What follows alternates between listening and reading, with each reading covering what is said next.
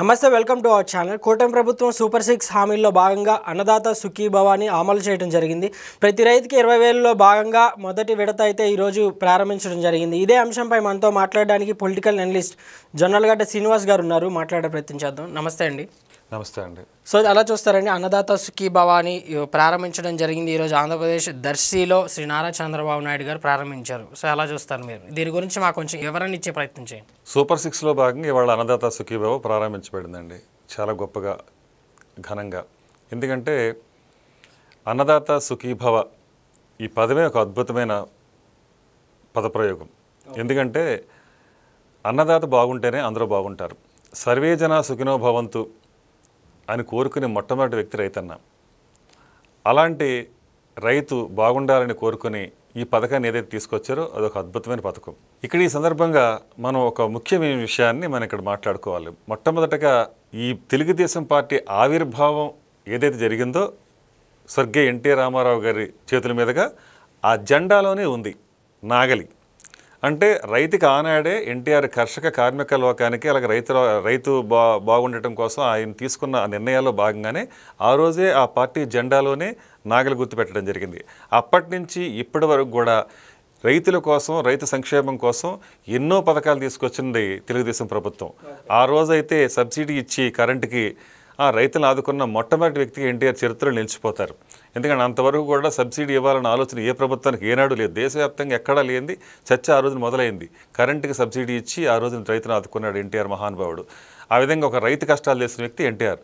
ఆ తర్వాత తెలుగుగంగ ప్రాజెక్టు ప్రారంభించి ఇవాళ సాగునీరు, తాగునీరు అలాగే చెన్నై దాకా నీరు పంపించిన వ్యక్తి అపర భగీరథుడిగా ఆ రోజు మనం చెప్పుకున్నాం ఎన్టీఆర్ గురించి. ఆ తర్వాత ఈ రోజున పోలవరం తీసుకొస్తా కూడా ఈ రోజున చంద్రబాబు నాయుడు అంతే రైతుల కోసం, రైతుల పక్షపాతిగా మనకు కనిపిస్తూ ఉంది. పట్టిసీమ కూడా నిర్మించి ఆ పట్టిసీమ దాకా ఎట్టిపోతల ద్వారా ఎన్ని లక్షల ఎకరాల సాగులోకి తీసుకొచ్చాడు చంద్రబాబు నాయుడు గారు మనం చూసాం.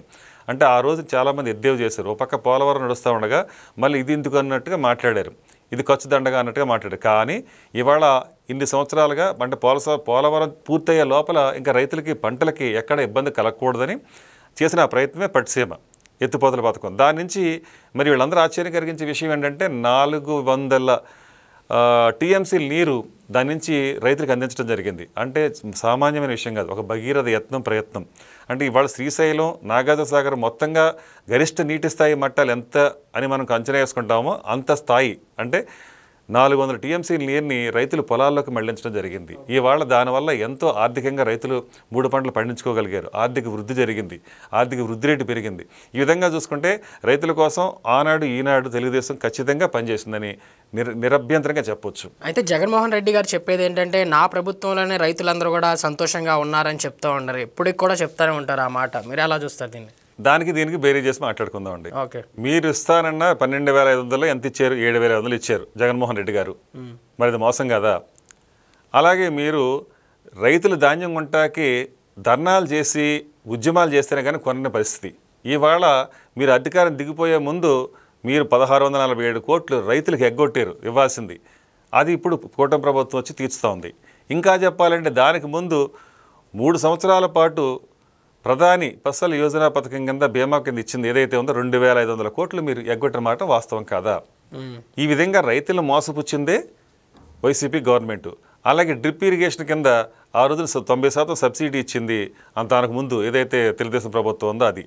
తర్వాత జగన్మోహన్ రెడ్డి ప్రభుత్వం వచ్చిన తర్వాత అది ఎత్తేసారు కదా. అలాగే రైతు రథం అనే పేరు మీద 6,000 కోట్ల కేటాయించి ట్రాక్టర్లు రైతుల కోసం పెడితే ఒక బడ్జెట్. ఆ తర్వాత వైసీపీ గవర్నమెంట్ వచ్చిన తర్వాత దాన్ని ఎత్తేసిందా లేదా? అలాగే డ్రిప్ ఇరిగేషన్లోనే దేశంలోనే ప్రథమ స్థాయిలో ఉండేది ఆంధ్రప్రదేశ్. మరి వైసీపీ గవర్నమెంట్ వచ్చిన తర్వాత 4వ స్థానానికి పడిపోయింది. అది నిజమా కాదా? ఆ తర్వాత ఇప్పుడు కూటమి ప్రభుత్వంతో నెంబర్ 1 స్థానంలోకి వచ్చింది తిరిగి. అది నిజమా కాదా? అలాగే గిట్టుబాటు ధరల విషయంలో కానీ లేకపోతే రైతుల విషయంలో కానీ ఇప్పుడు పోలవరం ఉంది. అక్కడ దాకా ఎందుకు? పోలవరాన్ని మరి రైతులకి ఇవాళ అదొక అద్భుతమైన ప్రాజెక్ట్. అది ఆ ప్రాజెక్టు నుంచి నీళ్ళు వస్తే ఎన్నో కొన్ని లక్షల ఎకరాలు సాగునీరు, తాగునీరుకి వస్తాయి. మరి దాన్ని యుద్ధ ప్రాతిపదిక మీద ఆనాడు ఏదైతే తెలుగుదేశం గవర్నమెంట్ ఉందో 70% పనులు పూర్తి చేస్తే మీరు వచ్చి ఏం చేశారు? ఒక తట్ట మట్టేశారా? ఒక ఇటక పేర్చారా? లేదు కదా. సో రైతులకి అన్యాయం చేసింది మీరా కాదా? అలాగే ఇప్పుడున్న బనకచర్ల విషయంలో కూడా ఒక ప్రాజెక్టు నిర్మాణం చేసుకుని దాని ద్వారా కొన్ని లక్షల ఎకరాలు సాగులోకి తీసుకురావాలి రాయలసీమకి. అలాగే రాయలసీమతో పాటు ఇంకా పక్కనున్న ప్రకాశం జిల్లా, ఇలా అన్ని జిల్లాలకు కూడా నీరు అందించాలని ఒక సంకల్పంతో ఇవాళ చంద్రబాబు నాయుడు గారు బనకచర్ల ప్రాజెక్టు ముందు తీసుకురావాలనుకున్నప్పుడు మోకాలు అడ్డేస్తుంది మీరా కదా.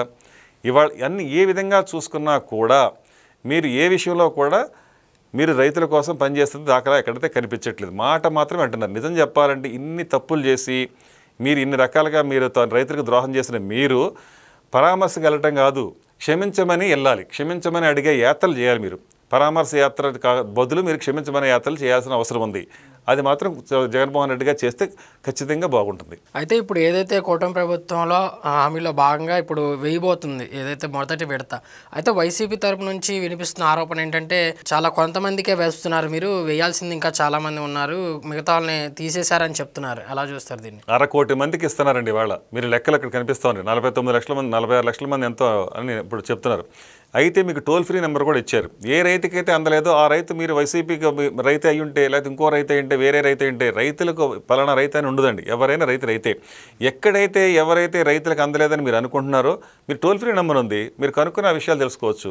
పారదర్శకంగా ఇక్కడ టోల్ ఫ్రీ నెంబర్ కూడా ఇచ్చారు. మీలాగా ఇక్కడ గుట్టు చప్పుడుగా అక్కడ ఏ పని చేయట్లేదు. అది క్లారిటీగా ఉంది. అయితే జగన్ గారు ఎప్పుడు కూడా చెప్తూ ఉంటారు, చంద్రబాబు నాయుడు గారు రైతుల్ని పట్టించుకునేదే లేదు, పట్టించుకోరు అసలు అని చాలాసార్లు అన్నట్టుగా విన్నాం మనం. ఎలా చూస్తారు దీన్ని? ఇప్పుడు మనం చెప్పుకున్నాయని అవేనండి. పట్టించుకున్నారు కాబట్టి పోలవరం వచ్చింది, పట్టించుకున్నారు కాబట్టి పట్టిసీమ వచ్చింది, పట్టించుకున్నారు కాబట్టి వెలిగొండ 2026 పూర్తవుతుంది, పట్టించుకున్నారు కాబట్టి 2027కి పోలవరం ప్రాజెక్టు పూర్తవుతుంది, పట్టించుకున్నారు కాబట్టి ఇవాళ పత్తి రైతులకి న్యాయం జరిగింది, పట్టించుకున్నారు కాబట్టి అనంతపురంలో టమాటా రైతులకి గిట్టుబాటు ధర లేక ఇబ్బంది పడుతుంటే రైతు బజార్ల ద్వారా అమ్మించడం జరిగింది కొనుగోలు చేసి, పట్టించుకున్నారు కాబట్టి క్వింటాల్ ధరకి 12,000 చొప్పున ఆ రోజున పొగాకుని పొద్దుల్లో అక్కడ ఏదైతే ఇబ్బంది పడ్డారో మద్దతు ధర పలికి కొనుగోలు చేయడం జరిగింది. పట్టించుకున్నారు కాబట్టి అలాగే మిర్చి రైతుల్ని ఆదుకోవడం జరిగింది. పట్టించుకున్నారు కాబట్టి ఇప్పుడు ఇవన్నీ ఒకటొకటి మీరు చెప్పుకుంటే ఒక పెద్ద చాంతాడని దృష్టి అవుద్ది. ఈ విధంగా చివరాఖరికి మీరు వెళ్ళి ఏదైతే ఒక ప్రదర్శనగా వెళ్ళారో బంగారుపాళ్యం, అక్కడ కూడా పట్టించుకున్నారు కాబట్టి పక్క రాష్ట్రాలు ₹6.49 కర్ణాటక ప్రభుత్వం, అటు పక్కన తమిళనాడు ప్రభుత్వం కొంటున్న ఆ టైంలో ఇక్కడ ₹8 మరో ₹4 జడ్జ్ చేసి రైతుకి మరి గిట్టుబాటు ధర కల్పించడం జరిగింది. పట్టించుకున్నారు కాబట్టి అక్కడ లేఖలు రాసి ఆ డబ్బులు తిరిగి వచ్చే వరకు ఎదురు చూడకుండా 260 కోట్లు ముందస్తుగా పెట్టి రైతులను ఆదుకున్నారు. పట్టించుకున్నారు కాబట్టి కదా ఇవన్నీ కూడా జరుగుతున్నాయి. మీరు ఏం పట్టించుకున్నారు కాబట్టి మాట్లాడుతున్నారు? మీరు చేసింది ఏదీ లేదు కదా, చేసిన వాళ్ళకి ఏదో మళ్ళీ నిందేయాలని చూస్తున్నారు. మీరు ఇలా చూసుకుంటా పోతే ఏ విషయంలో కూడా ఎక్కడ కూడా పొంతన ఉండదు, పోలిక ఉండదు. ఏది వైసీపీ ప్రభుత్వానికి కానీ తెలుగుదేశం ప్రభుత్వం కానీ ఆనాడు ఈనాడు ఏనాడైనా ఆ విధంగా చూసుకుంటే గణాంకాలతో సహా క్లియర్గా ఉంటున్నాయి. ఇవన్నీ ఎదురుగుండా కనిపిస్తున్న తర్వాత కూడా ఇంకా ఏదో విమర్శించాలనేది వాళ్ళ రాజకీయంగా అనైతికమైన చర్య. అయితే అన్నదాత సుఖీభవ ఇంత లేట్ అవడానికి గల కారణాలు ఏంటి? ఒక్కొక్కటిగా అంటే రాష్ట్రాన్ని ఆర్థికంగా కుదేలు చేశారు. 12 లక్షల కోట్ల నుండి అప్పు చేసి ఖజానా మీద భారం పెట్టారు. అలాంటి పరిస్థితుల్లో ఓ పక్కన సంక్షేమ పథకాలు ఇచ్చుకుంటా పోవాలి, ఓ పక్కనేమో ఆర్థిక పరిస్థితి చక్కదిద్దుకుంటా పోవాలి, మరో పక్కనే పెట్టుబడులు ఆకర్షించే ప్రయత్నం చేసుకోవాలి, మరో పక్కన ఆగిపోయిన అమరావతిని ట్రాక్ ఎక్కించాలి, పోలవరాన్ని పరుగులో పెట్టించాలి. ఇవన్నీ ఒకటొకటిగా చేసుకుంటే 24 గంటల పని చేసుకుంటా చేస్తున్న క్రమంలో ప్రణాళికబద్ధంగా వెళ్ళాలి. ఉదాహరణకి మీరు ఇప్పుడు మహిళలకి ఉచిత బస్సు తీసుకోండి, అది కూడా రేపు 15వ తారీఖున అమల్లోకి వస్తుంది. అంతకుముందు మీరు గవర్నమెంట్ దిగిపోయేటప్పుడు రోడ్ల పరిస్థితి ఏంటి, దుస్థితి ఏంటి, మోకాల్లోతు గోతులతో ఉండేది, బస్సులు తిరగలేని పరిస్థితి, సగం బస్సులు షెడ్యూల్లోనే ఉన్నాయి, డిపోల్లోనే ఉన్నాయి. మరి అలాంటప్పుడు అప్పటికప్పుడే మీరు మహిళలకు ఉచిత బస్సు అనేది మనం వచ్చి రాగానే ప్రకటిస్తే ఏమవుతుంది, ఉన్నవే తక్కువ బస్సులు, ఆ తక్కువ బస్సుల్లో ఉచిత ప్రయాణం అనేటప్పటికల్లా కిక్కిరిసిపోయే పరిస్థితి ఉన్నప్పుడు అసౌకర్యానికి గురవుతారు. కాబట్టి మహిళలు ముందు రోడ్ల దుస్థితి సరిచేద్దాం, ఆ తర్వాత కొన్ని బస్సులను కొనుగోలు చేద్దాం, ఉన్న బస్సులు బాగు చేపిద్దాం, అలాగే కొత్తగా ఎంప్లాయ్మెంట్ ఇచ్చి డ్రైవర్ని కండక్టర్లు తీసుకుందాం, వాళ్ళకి తర్ఫీదు ఇద్దాం, వాళ్ళకి ఏ విధంగా ఇప్పుడున్న పరిస్థితుల్లో మౌలిక సదుపాయాలు ఏవైతే ఉన్నాయో అవన్నీ కల్పించుదాం. బస్టాండ్లో బెంచీలు కూడా లేని పరిస్థితి దుస్థితి, అలా నీటి వసతులు కానీ మరుగుదొడ్లు కానీ లేని పరిస్థితి. ఇలాంటివన్నీ చక్కబెట్టుకుంటూ వెళ్ళడానికి ఈ సంవత్సర కాలంలో ఒక్కొక్కటికి చేసుకుంటూ వచ్చారు కాబట్టి సమయం పట్టింది. దీన్ని మీరేం చేస్తున్నారంటే ప్రణాళికాబద్ధంగా వెళ్తున్న పరిస్థితి. ఎందుకంటే మీరు గతంలో తెలంగాణ ప్రభుత్వం కూడా ఈ ఉచిత బస్సు అనేది ఎప్పుడైతే ప్రకటించి అప్పటికప్పుడు అమలు చేస్తుందో మహిళలు చాలా ఇబ్బంది పడ్డారు, తొక్కిసలాటకి తోపులాటకు గురయ్యారు, గాయాల పాలయ్యారు. ఇవన్నీ ఇక్కడ జరగకూడదన్న ఉద్దేశం మీదే దాన్ని కొంతకాలం ఇవన్నీ ప్రణాళికాబద్ధంగా అన్ని మౌలిక సదుపాయాలు వసతులు బస్సులు కొనుగోలు అన్నీ పూర్తయిన తర్వాత ఇద్దామన్న ఉద్దేశంతో ఆగిరి. దీని మీద వీళ్ళు దుష్ప్రచారం చేశారు తప్పితే వాస్తవాలు ఇవి చెప్పాల్సిన అవసరం కూడా మీడియాకు ఉంది. ఓకే అండి, అయితే మీరు చెప్పారు ఇప్పుడు ప్రస్తుతం ఇదంతా సంభాషణ అంతా కూడా నాకు అనిపించింది ఏంటంటే జగన్ గారి ప్రభుత్వం కంటే కూడా కూటమి ప్రభుత్వం రైతులు బాగా పట్టించుకుంటున్నారు అనేటువంటి మాటలు అయితే చెప్పారు. సో ఓకే అండి, థ్యాంక్ యూ వెరీ మచ్. నమస్కారం.